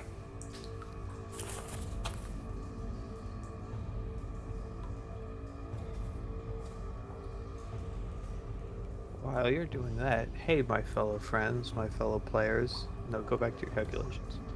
Do you guys know how to calculate armor class right quickly? If someone has a constitution of 10, what's their armor class? So it'd be your dex check. That's right, dexterity. Plus 10. And I think it's just 10 plus dex plus armor. yeah. Gotcha. Thank you very much. That'd be all right. I've got my things all right here. Okay, so you see figures ahead. You hear them kind of giggling and laughing a little bit. But all of a sudden you hear poof, poof, and then they start to screech and they start to kind of run away. And but you just hear this kind of thumping, and then you hear them screeching and running about. See something horrible at the edge of the light. Yeah. Did we see what we saw? Thought I saw a putty cat. It wasn't. We saw, if you will. Do you think that's the Sea King's son? All of a sudden you Man. hear a roaring and then a smashing What was noise his on. mom like? So, what do you do? Peer around the corner. Okay. Are you trying to not be seen? Is that the goal? I think my instinctive what I'm instinctually trying to do is cower, and I suppose that not being seen is a component of cowering. Then make a dexterity check. Oh man, I've got some dexterity. Does someone more dexterous want to cower instead of me, or I can do it myself? Oh, I've prayed to Loki today. You seem like you'd be great at this. I'm good at cowering. Warren's got Yeah. a +2 to You're cower. great at a lot of things. You're very multifaceted. What the heck, Valgar? Damn it! All right, it's fine. Gerd will cower his way forward, and he's if any of this falls under the purview of Loki's trickery and stealth, I should have advantage. Okay, yeah, you have advantage. All right. So you'd like dexterity be rolled, correct? Mm-hmm. There we go. Double 19. Didn't Nice. even need it. All right, Bueno. so you're able to see what's going on here. You see a really bizarre sight. So I'm going to start with what's not bizarre and work my way in, okay? Because there's some things going on here. First of all, there's the current continues on, and then this passage continues into what was once a structure here. There's a short hallway here at the edge, and then the cavern continues off to the left, okay? There's a nest of dry black seaweed lining the walls everywhere nearby the waters. Puddles of water pool around sunken areas among the tiles. But you see that there's this huge hulking figure. It stumbles about the room, but it's stepped in one of these puddles, and the puddle has not only splashed, but has this oily appearance, and it seems to be climbing up this thing, and this thing is like, whoa, and it's trying to get this thing off of itself. Meanwhile, these female figures, they're cowering at the other end of the room and screaming. What in the hell is going on in here? I asked the same question. Does one of these does any entity I'm gonna see if they notice you all. I thought we already did that. No, actually, I didn't. I forgot that part. But go What ahead. is this? Do any of them have a family resemblance to the Sea King? These things don't have a resemblance to any human being that you've ever seen before. Right. But one of the women, she cries out and she says, please help us, please. I think I've helped women enough today. We will grant you a boon if you help save us. Nice try. Oh, great.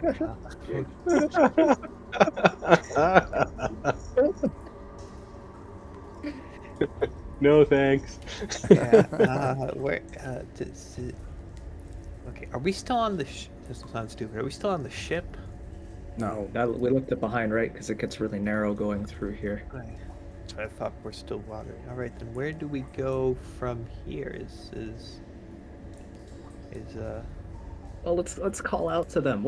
Maybe they understand. What do you help you out? What's going on here? Have you guys seen the Sea King's son around here? We will help you if you save us from this. And let's see. We're just looking for directions. One of them actually gets hit.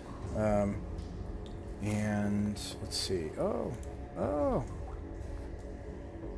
That's good. We'll see what it's like for us to be hit.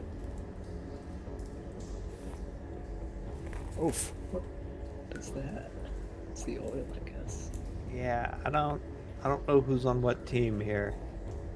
Gray ooze. What if he cursed his son to turn him into a gray ooze? What if his son's the giant? What's that? So you guys are just gonna watch? If they're not going to answer our questions, then yeah, we have no information to act on. Gosh, Gerd will strap his shield tightly. The lion shield. Gosh, I have it written here. Yeah, shield of the lion with the flowing mane, and he'll run up and activate it, intending to kind of direct its powers towards that ooze. Oh, okay. Let's see. What I think it's a DC 15, right? Yeah. Yes. Yeah. It's okay. This thing has the ooze on it, and it is terrified by that. And you just hear it go, oh, and it stumbles, charges off into the dark. It works, and the women, they kind of glide towards you. Snaking among the black seaweed frozen among the walls and the waterfront, and she says, let's see here. If she eats us, I am haunting you. She says, thank you so much. You saved us. Kind of flexes his muscle and is like, yeah, I hope that big guy wasn't one of your friends. I think he's gonna die back there. For this, we will grant you 3 boons of your choice. Anything that you ask within our power, we will help. Ask for more boons. No, that would be cheating. They're not gonna give us more boons. There's three of them. Each of them can probably only give 1 boon. We can't even. This feels very arbitrary. Maybe one could lead us to the one we seek vengeance on, and that's then actually a really good idea. The other boon can make them help us too. Ooh. Yeah. That's exactly what I'll ask for. I'll firstly ask them. Let's lead with if they want to help us. That way, in case we have to ask for that boon from all 3 of them individually. Yeah, Gerd will say a boon. Join us on our journey. Join us on our exploration through the Sea King's cave. We seek someone, a particular being within here. You said you seek. Say that last part again. I'm sorry.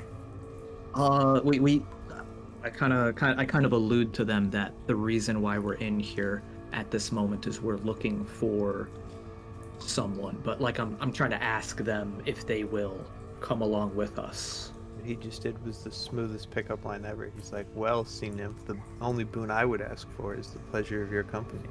Yeah. Who do you seek? Uh-oh. Oh no, maybe they're in cahoots with them. Yeah, I'll say it to them because I guess they owe us their lives. Gerd tells them we seek the traitorous descendant of the Sea King. Gotta roll some stuff. Uh-oh. He's rolling stuff.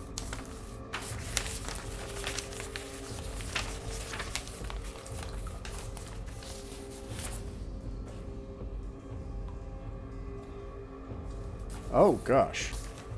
Oh. Something. Let's see. Who's in the rear? Obviously, Skalg's in the rear. Skalg, no. Skalg's in the rear. Yeah, that makes sense actually. All of a sudden, something rises up out of the water as you all are talking to them. I always knew this was a mistake.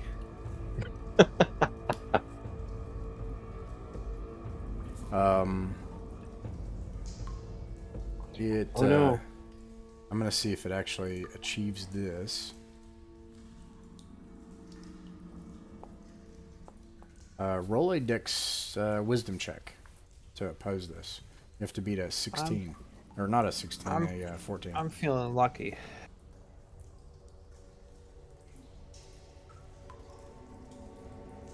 I thought us ignoring that problem was supposed to solve it. Yeah, we were like, this is a problem for Future Scout, and then Future Scout's here like, aw, shit. That wasn't future enough. Wasn't future. Past me, my greatest enemy. All right, those Oh, are some high man. rolls. You One of those managed is to. 25. This thing rises up out of the water and tries to reach for you, but you're able to splash out of the way. And then, as you mention a traitor, these women, I should note this happened first. Okay, they rear up and they kind of scream together in a sing-song unison scream. But as this thing raises up to try to strangle you, Skalg, one of them rushes over into the water, and I'm going to see if this works. I think I'll get advantage if that doesn't. I got one more. All right.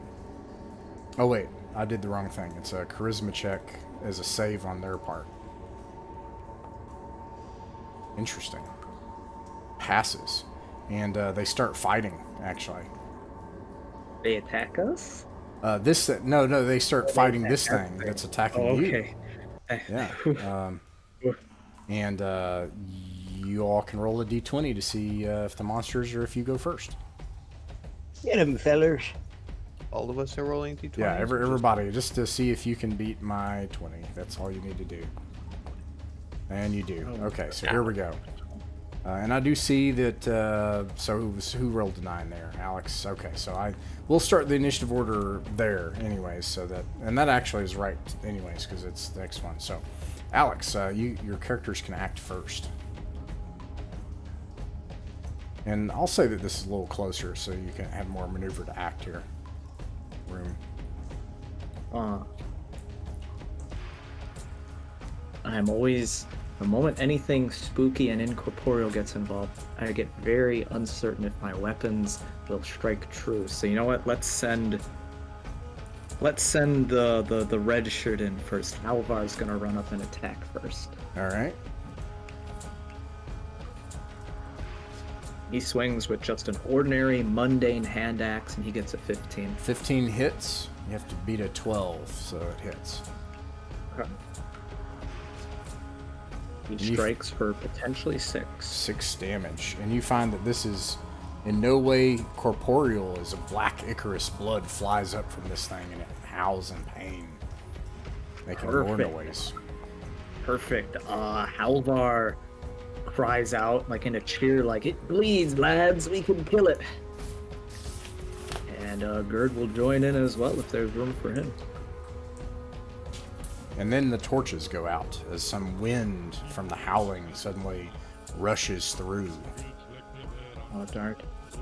You're yoinking up Gerd's action this time. All right, Gerd will light the torch. All right, started a new torch timer. That is an alarming mechanic. I really like that. Hey, y'all are down. How many torches? 4? 3? 2. So you can only carry 1 torch per slot. Okay, let's see here. Yeah, all right. So you light a torch, The next person is Caleb. All right, I have questions about what I can do. Can I move and then cast a spell? Yes. You can always All right. move and do one action. Those are the two Great. things you can Love do. to hear it. Or you can double move. I, Skylda, would like to flee and cast Evoke Rage on Get my a- friend Comrade Hafton. Opportunity Who I attack have here. Oh no! You take He 2 has points power. of damage. I can survive that. Let me make sure to document this loss of health. You said 2. Yep. Easy peasy. I escape and I cast a spell. That's a wisdom check, right? All right.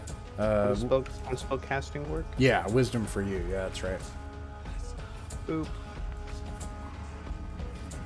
That's a 14. Nice. That successfully cast the thing, I presume. Yep.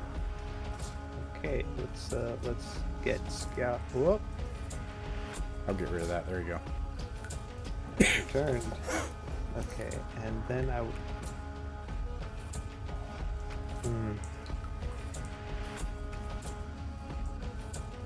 Okay, I can.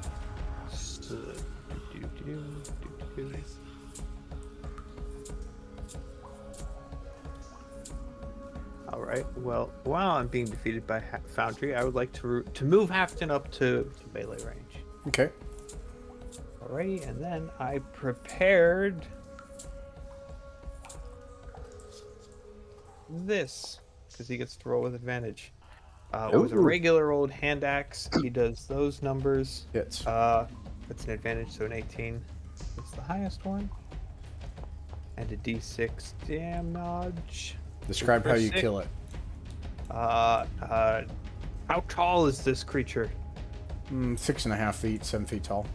All right, acceptable. You know, I'm changing my mind while I'm thinking. I think he's gonna run up and do one of those good old-fashioned leaping downward slashes right into the head area of this ghostly apparition. You do that, and you ride it into the chilly, icy water where it remains. This black blood stains the water as it flows on from away from you. And the women, they say, "You speak of the traitors.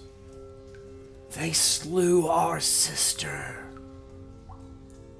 We will help you. Follow us." And they come up to this entrance here.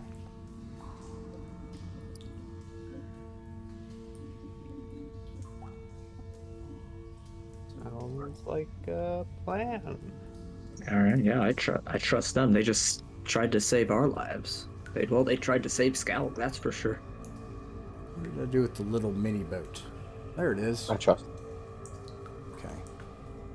As Skalg, I'm gonna omen a bit more all over myself. They lead you into this, clearly what's a shrine, and there's a statue of Thor, you know, in a very manly, victorious pose, and he's wearing a cloak, and they whisper something together like a song, and the cloak falls from Thor, and they bow it to Thor, and they take the cloak and they offer it to one of you.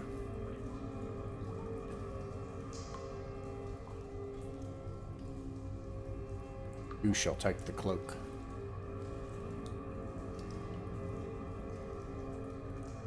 Valgarder kind of gives Hug a little push forward. Now, whoever does not have a magic item, right, should take the cloak.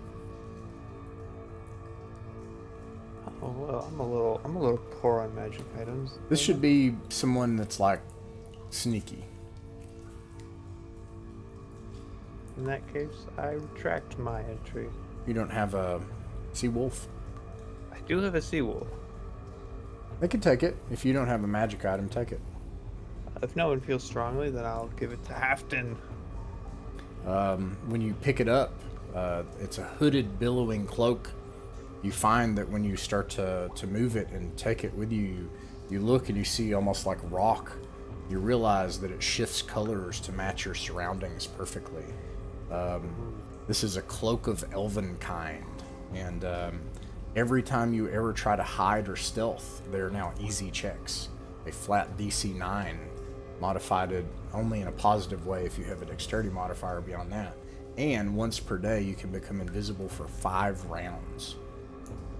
Pretty nice. Pretty nice. Maybe you would like Scout to have that. That makes him into a very... Might be a scout, yeah.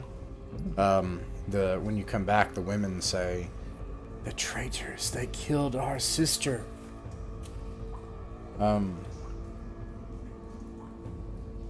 Marine, we wish for revenge.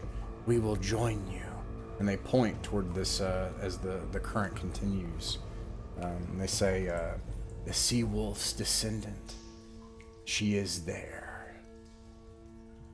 We should sneak up on her and slay them all. It's a female? I wonder if this is just, I don't know, a feeling, which could be completely wrong, but I wonder if this is our rival, drawn to the legacy of her ancestor. Maybe. Oh. They referred to it as a she. Was the descendant a female? I don't know. Do you guys recall? I basically asked, do you guys recall if the Sea King back there kind of matched a gender? Specified. Okay. But descendant is different from sons. We know the sons were all sons. Descendant could be any. True. Yeah. I think I would like to make the official prognostication, if I can, of giving the cloak to Skylda. Alright. Aid in his cowardice. The only thing I'd say we should do before we go onward, let's ask them if there's any alternate routes into the place they're going to take us. I feel like this is the ultimate route. They say, "From there they will not expect us rising from the waters. Even now our sister lurks, waiting for them to come fishing. They have waited here. They are here to take the axe." I'd like to pull my friends aside really quick and say, if we roll up and their sister is dead by us, we don't know what happened. We didn't see anything. Okay, let's continue on. What if there's a plot twist that the descendant is our Jarl? That'd be hot. Of note, I just want to note on the Cloak of Elvenkind, casting a spell or attacking ends the invisibility. That's maybe obvious, but for 5 rounds. Not, okay. But gotcha. All right. What do you do? Let's follow our beautiful leaders. Very well. They lead you to a coastal area, and kind of keep you off to the side. They bring one of you up, maybe Skalg, since you have the cloak, and they point ahead and past this narrow space. You can hear people boasting and laughing, speaking. 4 wolfish humans with red shields, a young woman with black hair and a winged helm, drawing a diagram on a sandy floor. Obviously, steely, young, and confident. And that's actually where we'll end the session for the night.